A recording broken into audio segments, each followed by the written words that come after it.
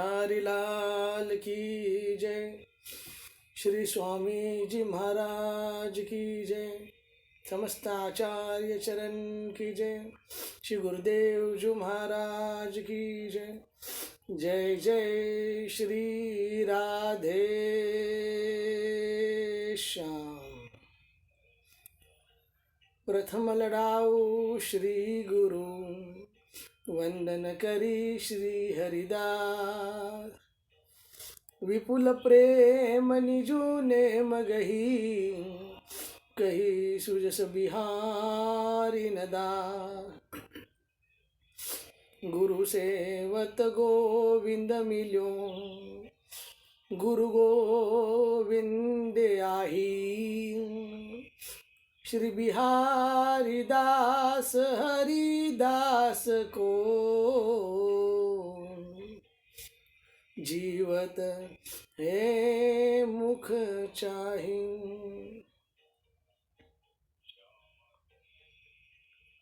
नमः कुंज बिहारिने, नमः कुंज बिहारिने, नमः श्री हरिदासाय भक्ति मार्ग प्रभालवे। प्रथम कृपा प्रकाशिने, श्री गुरु परम सुभाव। प्रेम दृष्टि सुसीचिए, रसिक शिरोमणि राम। कृपा करो तुम लाडिली, अंग संग सुख दर्शाय। तन मन बिलसो एक रस, प्रीतम प्राण समाय। सुनो रसिक वर राव, कुंज बिहारी ने लाडिले। अब दीजे अपनो भाव, लीजे बेगी बुलाई गे। करुणा सिंधु दयाल हो, बाके बिरदन नाथ। कब कृपा करी राखी हो, निस दिन अपने साथ। चरण कमल शीतलाई के, गाऊ गुण सुख रास। आनंद निधि कृपान्वित, पाऊ प्रेम प्रकाश। हो अनाथ तुम नाथ हो, करुणा सिंधु उदार। ललित प्रिय हरिदास जू, अवसु सुखद बिहार। रसिकानन्य उपासिका, जिते दास हरिदास। तिन तिन कीने चरण रज, सिर धरे बिहारी दास। तिन तिन कीने चरण रज, सिर धरे बिहारी दास। तिन तिन कीने चरण रज, सिर धरे बिहारी दास। श्रीमन नित्य निकुंज बिहारिने नमः। श्री स्वामी हरिदासो विजय तेतराम। श्री कुंज बिहारी श्री हरिदास। श्री हरिदास, श्री हरिदास, श्री हरिदास। तो सभी का स्वागत है आज की कक्षा में। जो हम चर्चा कर रहे हैं, लालसा उत्पन्न होने के बाद या वो शुभेच्छा उत्पन्न होने के बाद प्रायः कभी मंद तो पड़ती नहीं, परंतु आरंभ में साधक के मार्ग में अनेक विघ्न आया करते हैं और उसी से बचने में साधक को हमेशा सचेष्ट रहना चाहिए। तो हमने स्वास्थ्य का अभाव, खान पीन में असंयम, ये पहले देखे। बाद में कल हमने देखे संदेह, सद्गुरु का अभाव और नियमानुवर्तता का अभाव। संदेह में देखा कि हम कोई भी मार्ग या साधन पथ का जब अवलंबन करते हैं तो उसे आरंभ में तो सिद्धि तो मिलती नहीं, और सिद्धि ना मिलने के कारण वो जीव या वो साधक अपने साधन के प्रति संदेह करने लग जाता है। और ऐसा संदेह प्रायः अच्छे श्रद्धालु पुरुषों में भी होता है, और तब वो एकदम विपरीत सोचने लग जाता है अपने साधन और साध्य के बारे में, यानी कि भगवान भी है क्या नहीं, यहाँ तक उसका प्रश्न आ जाता है। और तब उसे लगता है कि कुछ ना कुछ तो गड़बड़ है इसमें, और फिर आगे जाके उसका साधन शिथिल हो जाता है और तत्पश्चात साधन लुप्त हो जाता है या वो साधन से च्युत हो जाता है। इसीलिए साधक को अपने साधन पर श्रद्धा और विश्वास रखकर ही उसे करना चाहिए।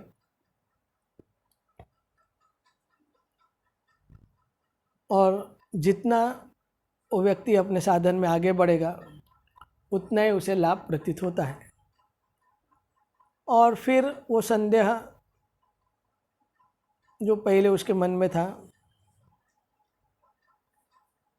तो संदेह भ्रम टूट जाता है और भगवत संबंधी बातें कल्पना नहीं परंतु ध्रुव सत्य है, इस बात का वो स्वीकार कर लेता है।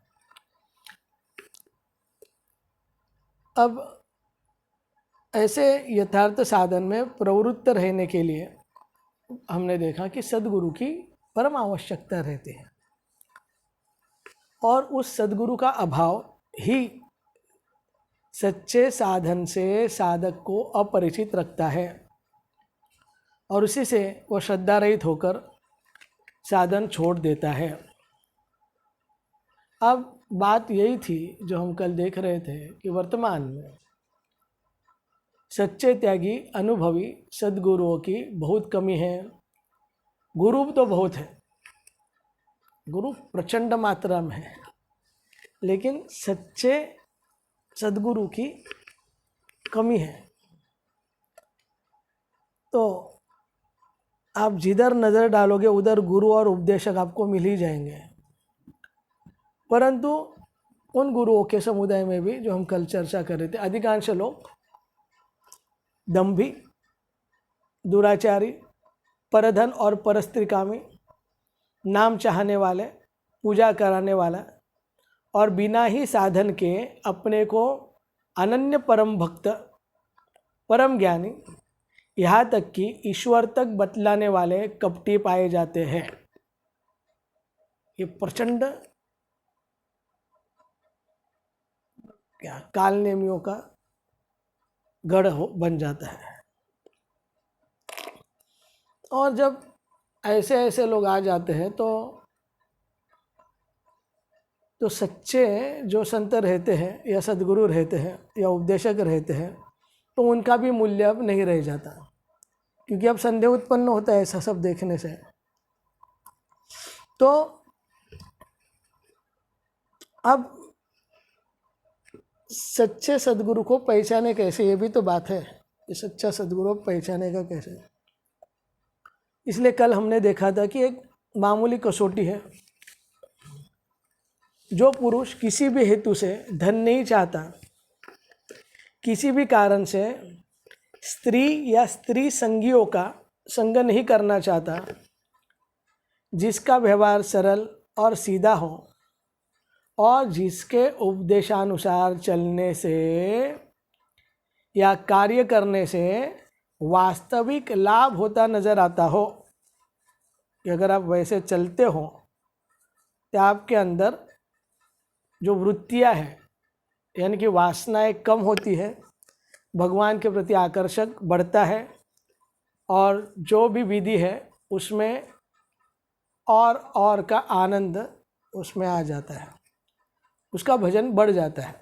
और जैसे भजन बढ़ता है तो संसार का प्रयोजन अपने आप छूट जाता है। तो ऐसे निस्वार्थी पुरुषों के बतलाए हुए मार्ग में चलने से कोई बाधा नहीं है। धन, स्त्री, मंत्र, यंत्र, भूत, प्रेत, चमत्कार आदि की बातें करने, चाहने, समझाने और प्रचार करने वाले पुरुषों से हमेशा 100 फुट दूर रहना चाहिए, क्योंकि अब ये एक दूसरी बाधा आ जाती है। धन, स्त्री, कोई आएगा मंत्र तंत्र वाला, मैं ऐसा जानता हूँ, मैं वैसा जानता हूँ। कोई आएगा, अरे आपको ऐसा भूत लगा है, अब मैं भूत उतारूँगा। भाई ठीक है, लेकिन भक्ति में इसका कुछ काम नहीं है। तो फिर बल तो आपके मंत्र तंत्र का और भूत का हो गया भगवान से, बराबर के नहीं? तो ये जब अब ऐसे भी गुरु बन के बैठेंगे कलयुग में, जो टोटका बताने वाले गुरु आपको ज़्यादा मिलेंगे पूरे कलयुग में। आप ये करो, ये हो जाएगा। अरे छोड़ना भाई, कोई तो बोले नाम ले भगवान का। इसलिए जो सच्चे संत रहते हैं वो शास्त्र को ही प्रमाण रखकर आपके सामने बात करेंगे, क्योंकि वैसे तो बात बहुत है, वैसे चीज़ भी बहुत रहती है, लेकिन उन्हें उनसे कुछ लेना देना नहीं है। क्योंकि जो परम शुद्ध भक्ति है, जिसे केवल भक्ति बोला जाता है, उसका मार्ग अलग है ना। तो धन, स्त्री, मंत्र, यंत्र। मंत्र मतलब कुछ तो आप ये मंत्र का जाप करो, वो टोटका रहता है ना वो। और यंत्र मतलब कुछ तो टेक्निक बताएंगे, पीपल की सामने घूमो, ये नारियल फोड़ो, ये नींबू काटो। हाँ, वो ठीक है, पर उसको वो प्राप्त नहीं होगा। आप लिख के ले लो मुझसे, क्योंकि उन्होंने उनका विश्वास नहीं रखा। समझ रहे? इसलिए ये विश्वास का देश है, क्योंकि लोग डरा के, धमका के, यानी कि डरा के लोगों को कमज़ोर बना के उसे भगवान की ओर बढ़ता रहे। नहीं, जो सच्चा गुरु रहेगा वो उसको आत्म चैतन्य जागृत करेगा। उठ उठ, कुछ नहीं होगा तुझे, आने दे, कितने भी, कोई भी आने दे, है ना। अरे अनंत के लाल उठ, समझते? ये रहेगा वो गुरु। गुरु वही है जो गुरु बनावे। चेला बनाने वाला कभी गुरु नहीं होता। परंतु किसी अच्छे पुरुष को पाकर उसके बतलावे साधन को छोड़ना भी नहीं चाहिए, जहाँ तक उसमें कोई बड़ा दोष ना दिखे। और नित नए गुरु बदलने से साधन में बड़ी गड़बड़ी मच जाती है, क्योंकि अगर मार्ग बदला तो साधन गुरु बदलना अच्छा था, लेकिन आप केवल गुरु ही बदलते, अरे ये अच्छा नहीं, वो अच्छा नहीं, तो आप में विश्वास की कमी है।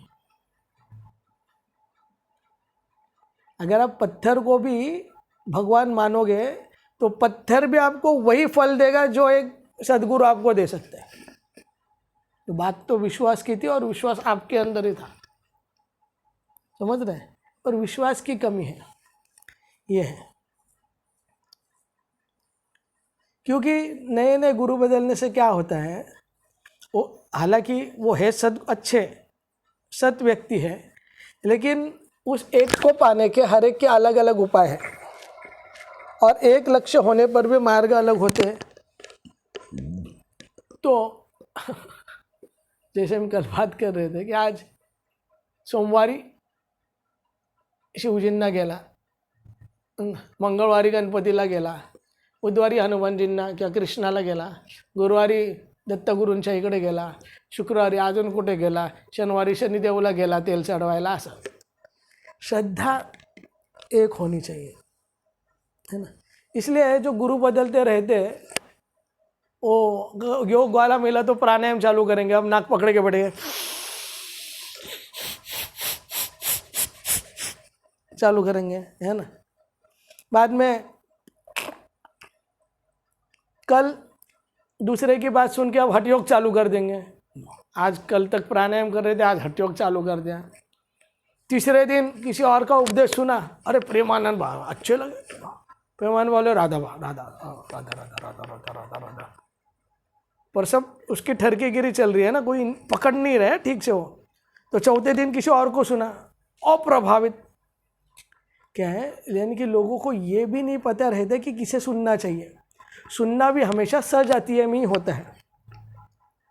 सिद्धांत आप सबके सुन सकते हैं, उपासना आप सबकी नहीं सुन सकते। ये है। तो चौथे दिन वो व्याख्यान के प्रभाव से वेदांत का विचार करने लगे और वेदांत में घुस गए, हम ब्रह्मास्मि करने लगे। पागल है ये, जो हर चीज बोलता है ना उसको कुछ नहीं पता है। जो हर चीज बोलते हैं, क्योंकि जिसने जिसको पकड़ा है वो उसी की बात करेगा। समझ रहे? ये है। इस तरह जगह जगह भटकने और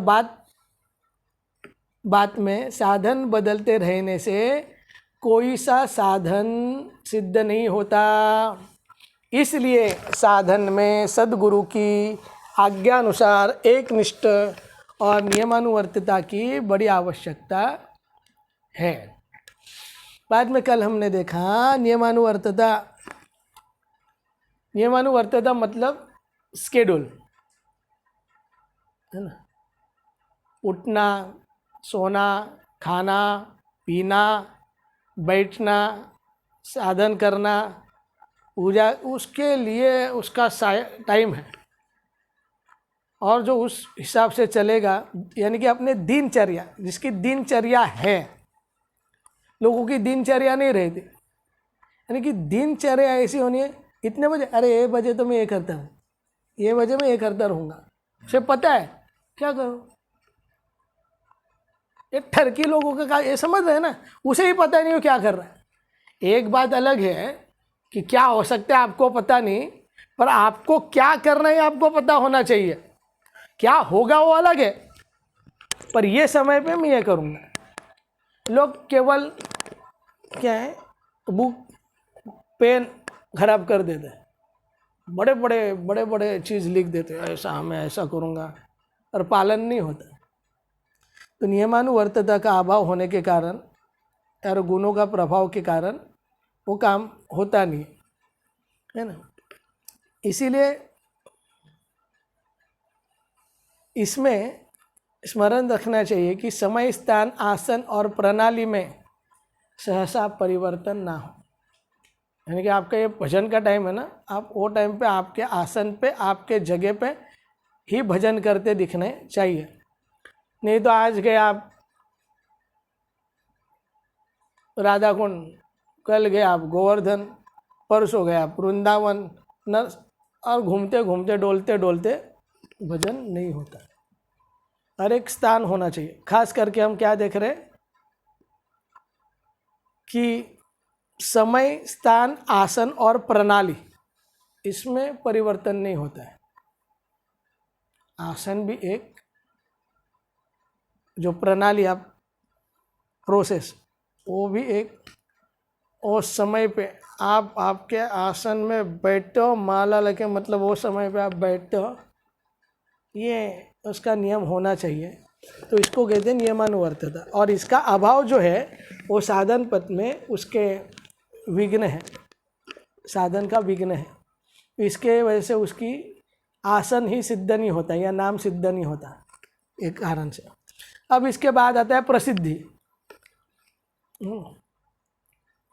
तो साधन में ये सबसे बड़ी बाधा है और बड़ी भारी बाधा है कि जब किसी साधक की प्रसिद्धि होती है, जब लोग जान जाते हैं कि ये अमुक मनुष्य साधन करता है, तब उससे प्रति स्वाभाविक ही लोगों की श्रद्धा हो जाती है ना। जो साधारण जन है तो उन्हें अच्छा लगता है कोई, यानी कि साधु, अरे तो साधु है, तो महात्मा है, साधु है। तो जिनकी श्रद्धा होती है वे समय समय पर मन, वाणी, शरीर से उसका आदर करने लग जाते हैं। यानी कि बाबा जी दंडौत आ जाते हैं, बाबा जी आपके लिए दूध, बाबा जी आपके लिए ये, और बाबा जी उसे अपना मान लेते हैं। अरे भाई देखा, अरे हम है भाई, हमारे लिए आवे। हाँ, तो जिन्हें आदर, मान आदि प्रिय नहीं होते, ऐसे मनुष्य संसार में सदा से बहुत अल्प है। लेकिन बहुतांश लोगों को आदर मान के बड़े लालची रहते हैं। यानी कि जहाँ पे आदर मान, तो वहाँ पे वो लोग ज़्यादा दिखेंगे। क्योंकि वहाँ पे आदर मिलता है, मान मिलता है। और जहाँ पे मिलता है दंडा, वहाँ पे हाथ में लेके अंडा, हाँ, वो लोग भाग जाते हैं। क्यों? क्योंकि आदर मान नहीं मिला। कुछ लोग आदर मान में जीने की आदत रहती है, वो भी फोकट का रहते हैं, फोकट में मिलते हैं। तो आदर मान प्रतिष्ठा आदि प्रिय प्रतीत होते हैं। अतएव जो जो उनकी उसे इनकी प्राप्ति होती है, त्यो तो उसकी लालसा अधिक लोगों से अधिक सम्मान प्राप्त करने की होने लगती है। तब वो चाहता है कि लोग मुझे पहचाने। समझ रहे क्या? वो चाहता है कि अरे जरा बताओ भाई, मेरे बारे में पता, हम जो है भाई, हम हैं, बाकी हमारे अरे क्या भजन है, हमारे भजन बाकी सब पानी कम है। तो ये उसकी लालसा बढ़ती लगती है और उसे लगता है कि और लोग मुझे जाने, मुझे मेरे आदर करे, मेरा सम्मान करे आदि। और इससे परिणाम में उसका ईश्वर संबंधी साधन सम्मान प्रतिष्ठा आदि प्राप्त करने के साधन रूप में बदल जाता है। यानी कि पहले क्या था साधन? भगवत प्राप्ति। अब वो कर रहे हैं सम्मान प्राप्ति। अब उसका मैं ठरकीगिरी बता दो। वैसे तो ऐसे ही बैठा रहेगा, अब कोई आएगा तो हाथ में माला लेगा, शेरदास शेरदास शेरदास। बाकी ऐसा उठा के सोएगा। वो जो नहीं करना है वो हर चीज करेगा, लेकिन जब लोग आएंगे तो ऐसी बड़ी बड़ी बातें करेगा, बड़ी बड़ी, कि भाई जैसे उसके जैसा कोई साधक नहीं है, आप भाई उसे दंडवत करो, ऐसा। और ऐसा उनको बिल्कुल पसंद नहीं है, क्योंकि अब उसने जो दीनता का आसन छोड़ दिया है, अब वो अभिमान के आसन के ऊपर आके बैठ गया है। तो जिस कार्य, जैसी बोलचाल, जैसे आचरण और जिस तरह की कार्य भाइयों से सम्मान मिलता हो, बस उन्हीं को करना उसके जीवन का लक्ष्य बन जाता है। अब बोलो भाई, अब मैं क्या करूं? बस समझ रहे? जिस कार्य से अब लोग उसे पहचानेंगे, उसे सम्मान मिलेगा, हरि बोल जय हो, हम हैं, आ गया भाई ठरकी। यानी कि उसको समाज में तो शायद मान सम्मान हो सकता है, परंतु एक भक्तों के दृष्टि में वो नहीं है भाई, पानी कम है। समझ रहे? और क्या होता है मैं बता दूं, अब ऐसे जीव जो रहते हैं वो सच्चे साधु के साथ भी वैसे ही करते हैं। अब उन्हें लगता है कि ये साधु भी मुझे ऐसा सम्मान दे। समझ रहे क्या प्रॉब्लम क्या होता है? और वो साधु से भी अपेक्षा करते हैं कि भाई मैं भी तो साधु हूँ, देखो भाई मैं तो हर जगह पे अपन पोस्टर बॉय बन जाते हैं ना। तो ये उनके पतन का और कारण बन जाता है। यानी कि अब वो भिखारी बन जाते हैं, मुझे मान दो, मुझे सम्मान दो, ये भिखारी, ऐसे अभावग्रस्त। और तब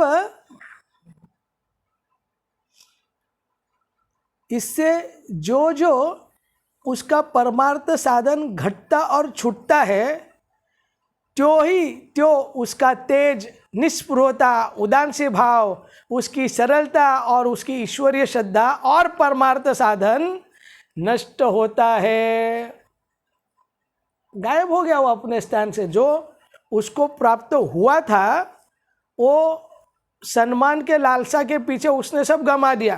क्योंकि सम्मान पाना है तो आपको नकली लोग ही सम्मान करेंगे ना, सम्मान थोड़ी ना असली लोग करेंगे। क्या बोलते? असली गुरु आपका सम्मान करेंगे। असली गुरु कभी वो चीज नहीं करेंगे जिसके आपका अहंकार बढ़े। अब तो नकली रहेंगे। समझ रहे? आप प्रभु, अरे प्रभु आप कहाँ थे प्रभु, आपके बिना तो ये जग सुना लग रहा है, ऐसा। तो इसे कहते हैं गांव का राजकरण, द विलेज पॉलिटिक्स। ये सब अब चालू होगा वहाँ पे। अब वहाँ पे भगवान छोड़ के सारे दुनिया की बात होगी, है ना। यानी कि आते जाते हुए मैं सब पे नज़र रखता हूँ, क्या आते जाते हुए मैं सब पे नज़र रखता हूँ, नाम अब्दुल है मेरा क्या सबकी खबर रखता हूँ। पर उसको क्या पता, उसका पूरा डाटा लिख दिया गया। जब साधु के आंखों में आता है, साधु पूरा स्कैन कर लेता है, पर साधु साधु है, बोलेगा कुछ नहीं।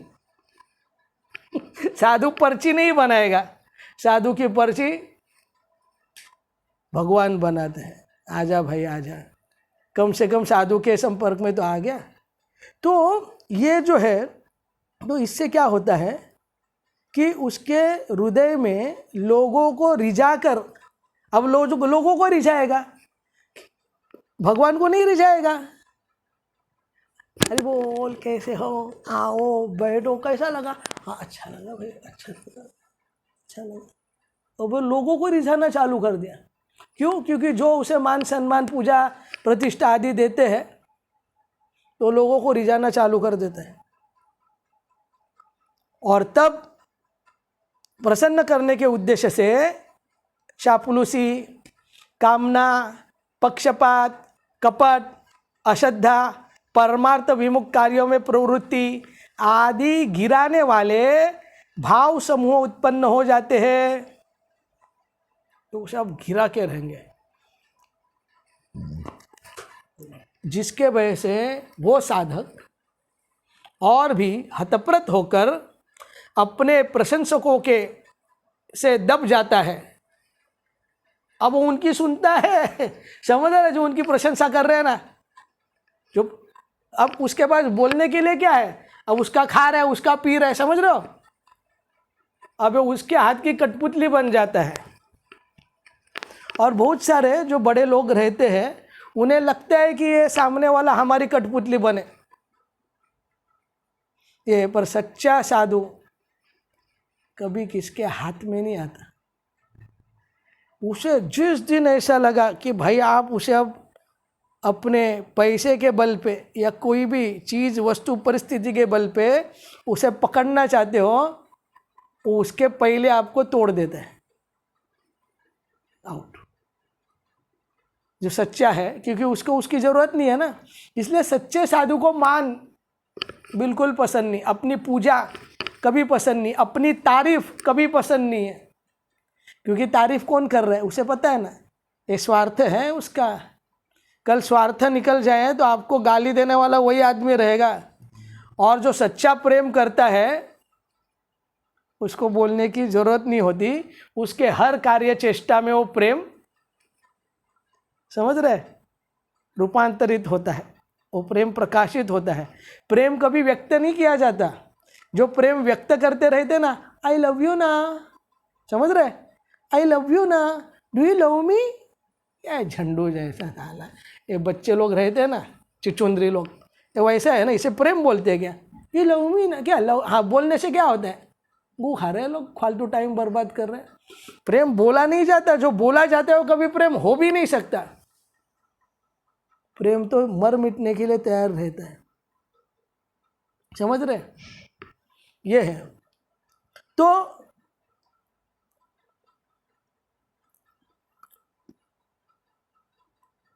वे प्रशंसक भी फिर पहले जैसे सच्चे सरल श्रद्धालु नहीं रहते। जो प्रशंसक जो थे, उन है ना, उनके आदर मान देने में भी कपट भर जाता है।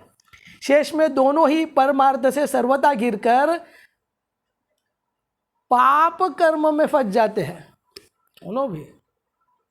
ये हमेशा ये देखना, जो जो पतन होता है उसका बॉटम लाइन में यही रहता है, पूजा मान प्रतिष्ठा। और पहले कैसे थे उसका लेना देना नहीं, पहले तो सब अच्छे ही रहते, पर आपने कौन सी बात को पकड़ा, ये था ना, आपकी चाहना क्या है, ये है। इसीलिए शुभ कर्म और सदाचरण वालों के विरोधी तामसी प्रकृति के मनुष्य भी संसार में सदा से रहते हैं। जो शुभ कर्म करते हैं और जो सदाचरण करते हैं उनके विरोधी आपको हमेशा मिलेंगे। जैसे कि आप देखोगे चैतन्य चरितामृत में श्रीवास ठाकुर, पता है ना, तो भगवत पूजा करते थे, लेकिन श्रीवास ठाकुर को बदनाम करने का हमेशा षड्यंत्र रखते थे। जो तामसी लोग थे वो उसके घर के सामने आके मांस मदिरा आदि रख के चले जाते थे लो, और बोलता देखो देखो श्रीवास क्या कर रहे हैं। समझ रहे, ये ऐसा हमेशा होता है। तो उनका द्वेष तो पहले से ही रहता है, और ऐसे समय में साधक और उसकी मंडली को सब प्रकार हीन पुरुषार्थ देखकर उन्हें विशेष मौका मिल जाता है। वे इन्हें छल बल कौशल से और भी गिराने की चेष्टा करते हैं, जिससे परस्पर बैर ठन जाता है। दोनों ओर की शक्तियाँ एक दूसरे के छिद्रान्वेष यानी कि उसकी कमियाँ छिद्रान्वेष और उन पर मिथ्या दोषारोपण कर उन्हें नीचा दिखाने और गिराने में ही खर्च लग उसे बस वही काम।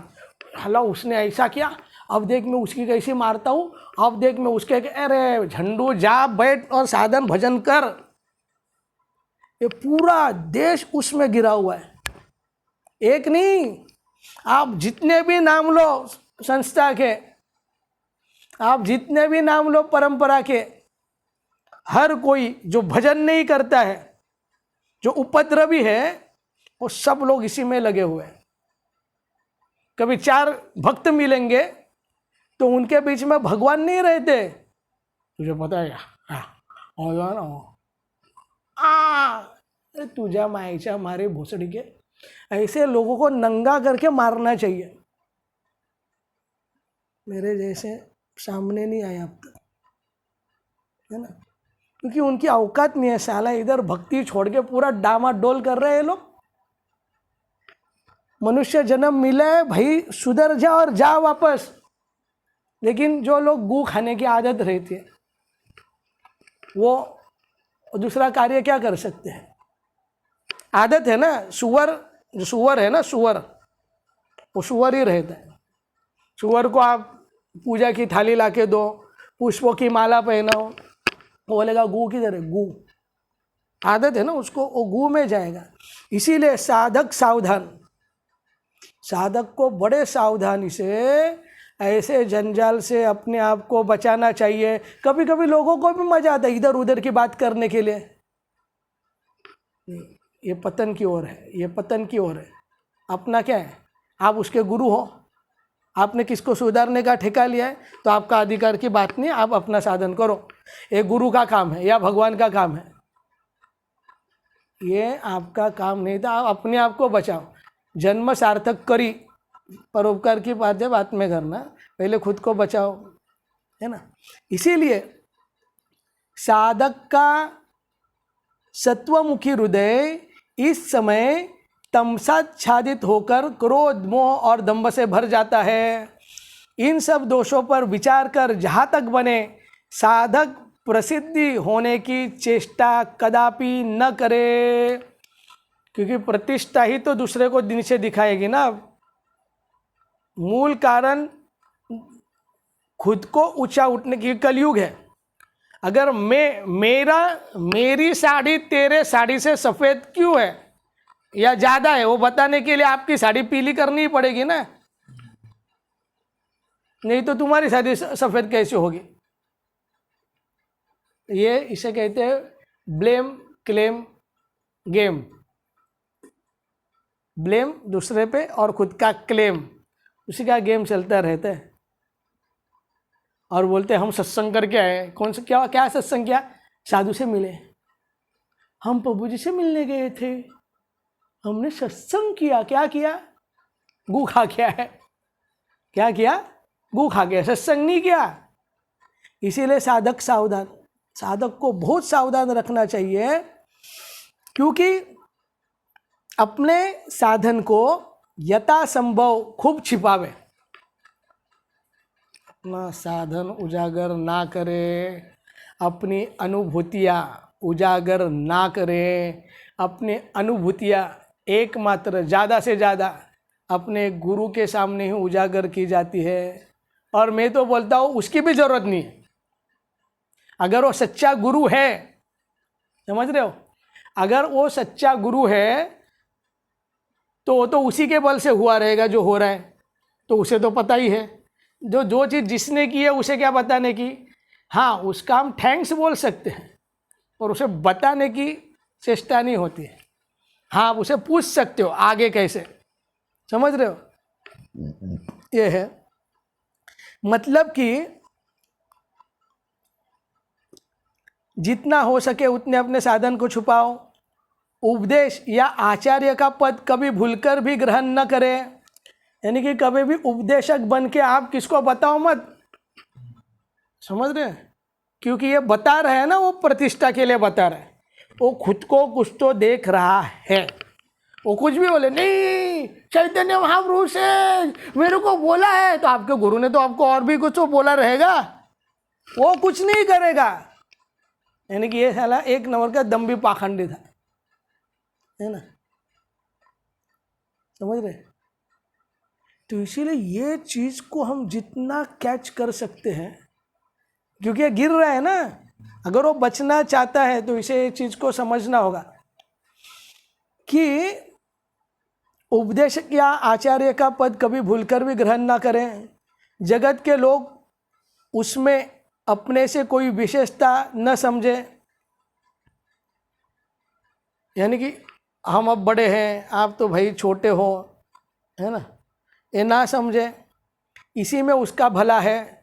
मतलब कि भजन साधन को यथासंभव साधक, ये साधक की बात हो रही है, साधक को ये नहीं ग्रहण करना चाहिए। ना साधक को ग्रहण करे और ना प्रकट करे और ना ही किसी को दिखावे। वह लोगों से अपने को श्रेष्ठ भी ना समझे। जैसे हम लोग बोलते हैं ना, पूजा आप, अरे हम तो फुल टाइम ब्रह्मचारी, और वो गृहस्थ। तो भाई आप जो हजामगिरी कर रहे हो और जो बड़ी बड़ी डींग हाँक रहे हो, आपके पास पूरा दिन है फिर भी आप आपका भजन नहीं कर रहे हो, वो अपना संसार संभाल के, आपका मंदिर संभाल के वो अपना भजन कर रहे हैं, तो श्रेष्ठ कौन हुआ है।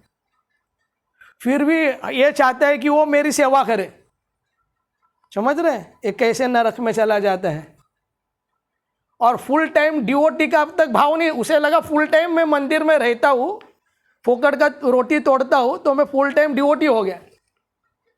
ये कहाँ से आ गया भाई, ये नए कौन से पॉलिसी आ गए। डिवोटी मतलब जो डिवोशन है, जो हमेशा उनके भाव में मदमत्त रहता है, वो तो डिवोटी होगा ना फुल। और डिवोशन में फुल टाइम या पार्ट टाइम नहीं होता है ना। कल कोई पत्नी आएगी, पार्ट टाइम पत्नी, एक ऐसा कभी होता है क्या, फुल टाइम बेटा। ये नाता है ना डिवोशन भगवान से, उसमें फुल और पार्ट क्या हो गया, ये छिचोरापन है ना, ये सब छिचोरापन, ये सब नहीं चलते हैं। इसीलिए जो साधक अपने साधन की स्थिति से अपने को ऊंचा समझता या लोगों में प्रकट करता है, वह तो गिरता ही है, परंतु वह जितना है उतना भी प्रकट करने में उपयुक्त प्रकार से गिरने का ही भय रहता है। यानी कि वो तो वैसे गिरता ही है, पर अब उसके बाद जितना था अब वो भी गायब हो जाएगा, था वो भी नष्ट हो जाएगा। क्योंकि मनुष्य ने हर समय एक सूक्ष्म चिंतन करना चाहिए।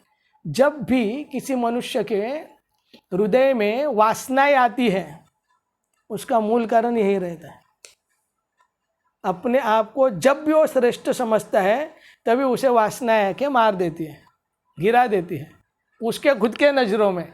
लेकिन अगर वो पाखंड है तो उसके ऊपर कुछ कार्य नहीं करता, और फिर भी अपने आप को श्रेष्ठता का ही घोषणा करता रहता है। तो साधक की भलाई इसी में है कि वह जितना है दुनिया उसको सदा उससे कम ही जाने।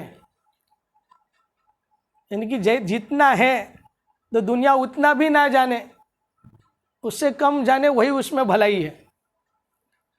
क्योंकि दुनिया की आदत है आप जितने हो दुनिया हमेशा उसको बढ़ चढ़ करके मानती है, ये आदत है दुनिया की। पर साधक को हमेशा अपने, इसलिए साधक नम्र रहता है ना, साधक हाथ जोड़ के रहता है, मैं नहीं, क्योंकि और उसका लक्षण क्या है मैं आपको बता दूं, तुरंत आप पहचान सकते हो।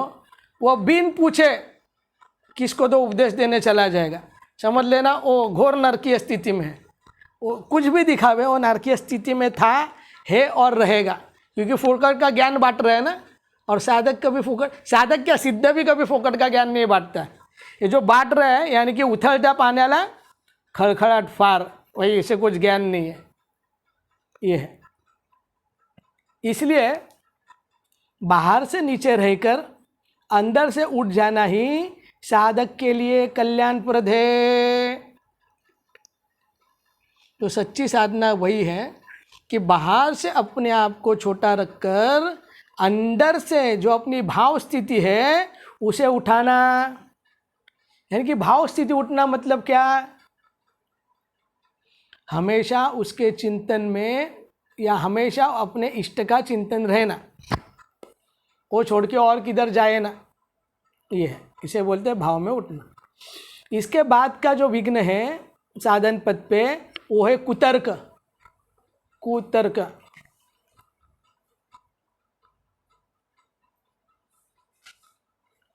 तो ये कुतर्क बुद्धि का विशेष बढ़ जाना, ये भी साधन का बहुत बड़ा विघ्न है। जहाँ बात बात में तर्क होता है, समझ रहे हैं ना, एक ऐसा कैसा, ओ जहाँ बात बात में तर्क होने चालू हो जाता है, वहाँ पे उनका कभी साधन स्थिर नहीं रह सकता है, जहाँ पे बात बात में तर्क होता है। क्योंकि श्रद्धा का अभाव स्वाभाविक ही साधन को शिथिल कर देता है। कि श्रद्धा स्थिर नहीं रही तो साधन तो शिथिल होगा, क्योंकि श्रद्धा मतलब दिमाग से जो उसने स्वीकृति दिया था वो चीज़ को बुद्धि द्वारा, अब वो बुद्धि हिल रही है, समझ रहे, वो जब बुद्धि हिलती है तो उसका साधन भी शिथिल हो जाता है। यद्यपि इस दंभ कपट पाखंड और बाहरी चमक दमक के युग में भंड नररूपधारी व्याघ्र गुरुओं, भक्तों और साधु कहलाने वालों झुंडों से बचने के लिए तर्क बुद्धि की बड़ी आवश्यकता है। नकली से बचने के लिए आपको तर्क यानी कि शास्त्र प्रमाण रखकर वो तर्क की आवश्यकता है। परंतु जब तर्क बढ़कर मनुष्य के हृदय को अत्यंत संदेहशील बना देता है, तब उसके लिए किसी भी साधन में मन लगाकर प्रवृत्त रहना अत्यंत कठिन हो जाता है। इसीलिए सती माता का जो पतन हुआ उसका कारण क्या था? इसीलिए सती माता वो खुद बोलती है मेरा कारण क्या था। दक्ष सुता थी मैं, दक्ष ज़्यादा अलर्ट रहती थी, तो उसका अलर्टनेस ही खेल कर गया। इसलिए अगली बार वो बोले कि अगली बार मैं दक्ष की पुत्री नहीं बनूंगी, और पर्वत की पुत्री बनी। दक्ष मतलब जो दिमाग ज़्यादा चलता है, और पर्वत मतलब जो बिल्कुल चलता नहीं है। बोला वो अच्छा है पर दक्ष न मत बनाना, समझ रहे? क्योंकि दक्ष रहेगा तो बुद्धि कुतर्क से भर जाएगी और विचलित अखंड विश्वास प्राप्त नहीं होता है। अविचलित अखंड विश्वास प्राप्त नहीं होता है, ये है। इसीलिए भगवान ने कहा कि संशयात्मा विनश्यति, सत्य की खोज के लिए तर्क करना उचित है। एक तर्क रहता है सत असत में, तो सत्य है ये असत है, हाँ तो तर्क। पर हठ और अभिमान से कुतर्क का आश्रय लेना सर्वथा अनुचित है। एक है तर्क और एक है कुतर्क। तर्क में शास्त्र प्रमाण रहते हैं और कुतर्क में आपकी निजी अनुभूति रहती है। मुझे ऐसा लगता है, या लगना, अनुभूति भी नहीं, मुझे ऐसा लगता है कि ये ऐसा हो सकता है। समझ रहे क्या? हाँ, ये काम नहीं करता। ये अयोग्य है, समझ रहे? इसलिए मैं हमेशा बोलता ना, वाटणे, मला वाटतं, मला वाटलं, वाटल्याने वाटोळं होतं, वाटल्याने फक्त वाटोळं होतं, और कुछ नहीं हो सकता। इसीलिए जो साधक शास्त्र और सद्गुरु के वचनों में विश्वास नहीं करता, वह सत्य का अन्वेषण कर उसकी प्राप्ति कभी नहीं कर सकता, है ना? शास्त्र का विश्वास नहीं, गुरु के वचनों में विश्वास नहीं, वो क्या सत्य को पहचान कर पाएगा? वो तो ऐसे ही डोलते बैठेगा, है ना? इसलिए एक साधक को कुतर्क से हमेशा बचना चाहिए। बाद में है जो विघ्न है, उसका नाम है स्त्यान। स्त्यान यानी कि स्त्यान मतलब चेष्टा करना छोड़ देना, स्त्यान।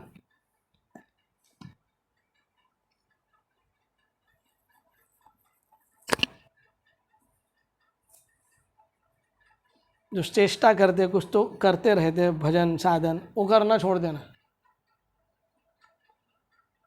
तो स्त्यान कहते हैं।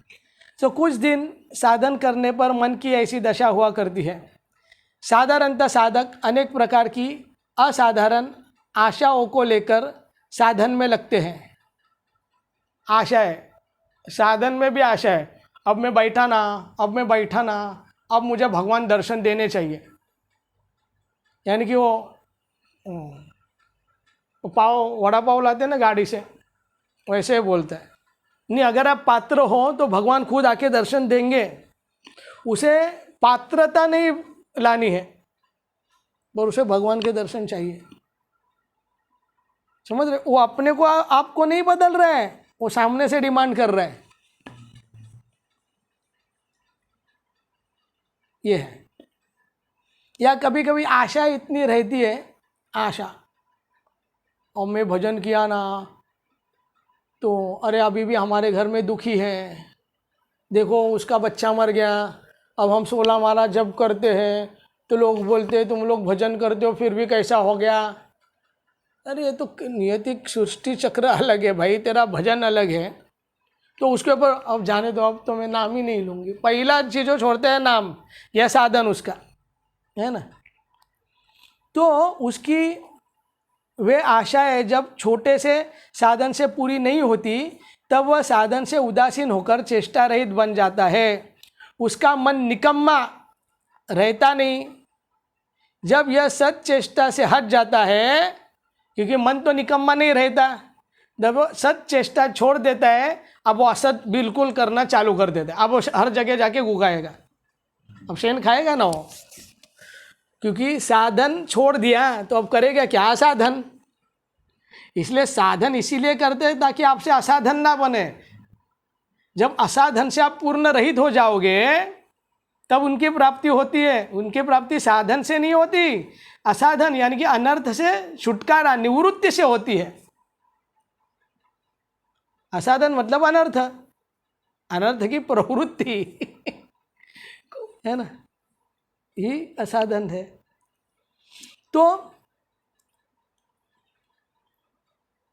जब यह सत चेष्टा से हट जाता है तब यह कुचेष्टा करने लग जाता है और परिणाम उसका पतन हो जाता है। इससे कभी उत्साहहीन होकर चेष्टा नहीं छोड़नी चाहिए।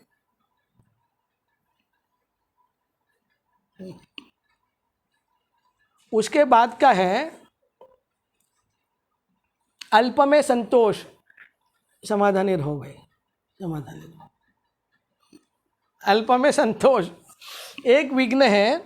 साधन में संतोष करना यानी कि अल्प लाभ को ही पूर्ण लाभ समझकर साधन छोड़ बैठना, समझ रहे? बस बस हो गया हो गया, अब मुझे कुछ नहीं करना, हो काम हो गया, समझ? ऐसा भी होता है, कुछ हुआ नहीं पर उसे लगता है बहुत कुछ हो गया और छोड़ देता है, बस हो गया अब कुछ नहीं करना, ऐसा। तो साधन में लगा हुआ मनुष्य जो आगे बढ़ता है तो उसे विलक्षण आनंद मिलता है। संसार में रमे हुए मनुष्य उस आनंद की कल्पना भी नहीं कर सकता।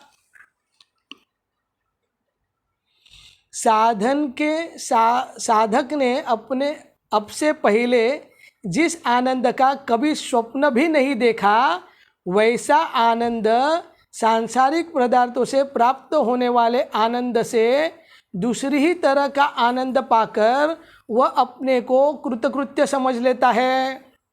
वह इस बात को भूल जाता है कि वह जिस आनंद धाम का पथिक बना है, उस परमानंद का तो यह एक कण मात्र है। अरे अभी तो शुरुआत थी, कण मात्र।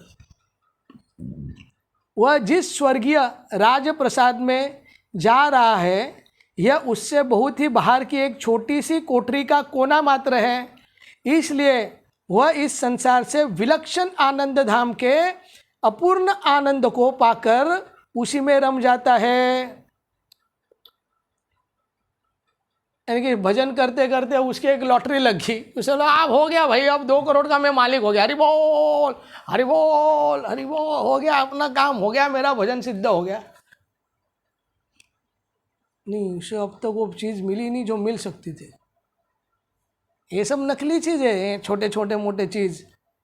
एक गाजर था, आप गाजर में संतुष्ट ना हो जाओ तो वो मिलते हैं, है ना। और इसीलिए वो उसमें रम जाता और आगे बढ़ने को आवश्यकता नहीं समझता।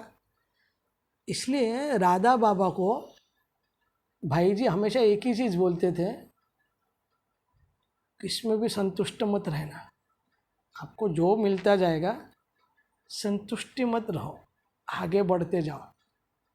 समझते हो? यह है। इसीलिए साधक को परमार्थ मार्ग में अनेक विलक्षण लक्षण दिख पड़ते हैं।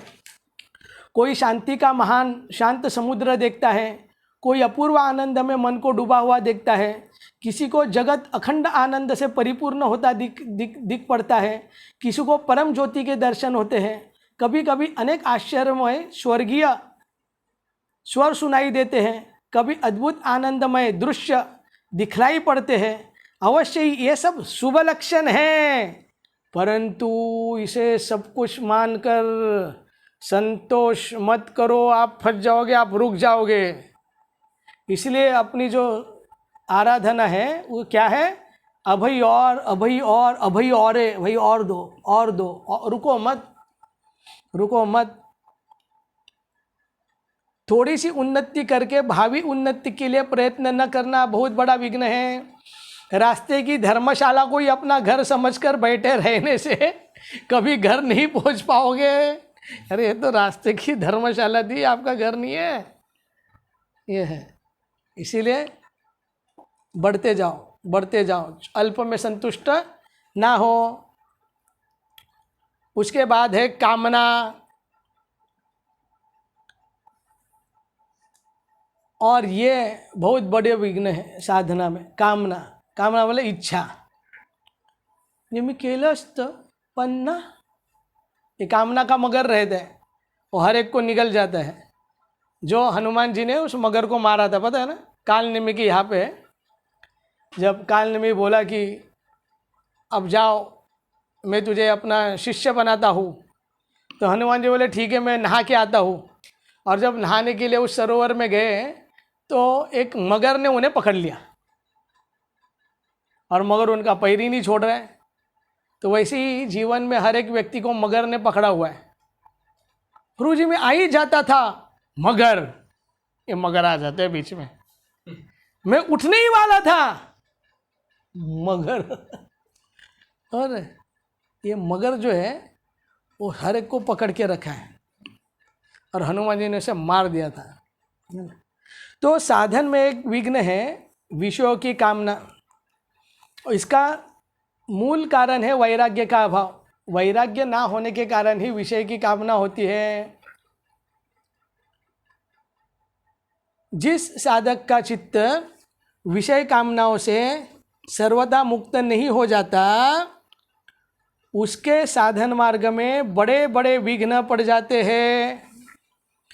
क्योंकि कामना ही क्रमशः काम एष क्रोध, यानी कि कौन सा ध्याय तो विषयान पुंसा संगास्ते सुपजायते संजात संजायते काम कामात क्रोधा विजायते क्रोधात भवति सम्मोह सम्मोहात स्मृति भ्रंशात बुद्धिनाश बुद्धिनाशात प्रणश्यति। ये कामना ही है जो आपको पतन की ओर लेके जाएगी। इसलिए सबसे बड़ा शत्रु कौन सा है? भगवान बोले काम। काम ही सबसे बड़ा शत्रु है। काम क्या है? भगवत विमुख इच्छा।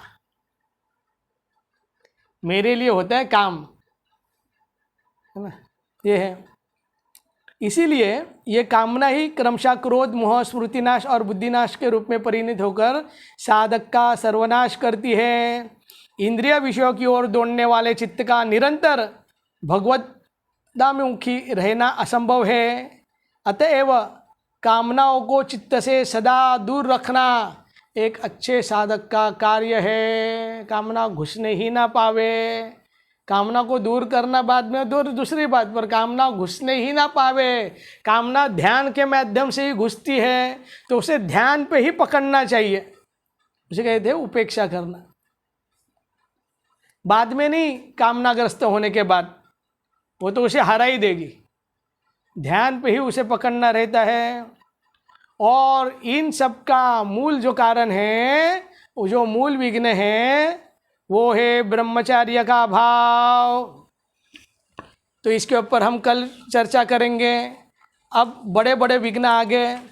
एक है ब्रह्मचर्य का अभाव, और दूसरा है सबसे बड़ा और सबसे महत्वपूर्ण कुसंगति, और उसके बाद में है परदोष दर्शन, और आखिर में सांप्रदायिकता। ये चार के विषयों में हम कल चर्चा करेंगे। श्रीमन्नित्य निकुंज बिहारिणे नमः। श्री स्वामी हरिदासो विजयेतराम। श्री कुंज बिहारी श्री हरिदास।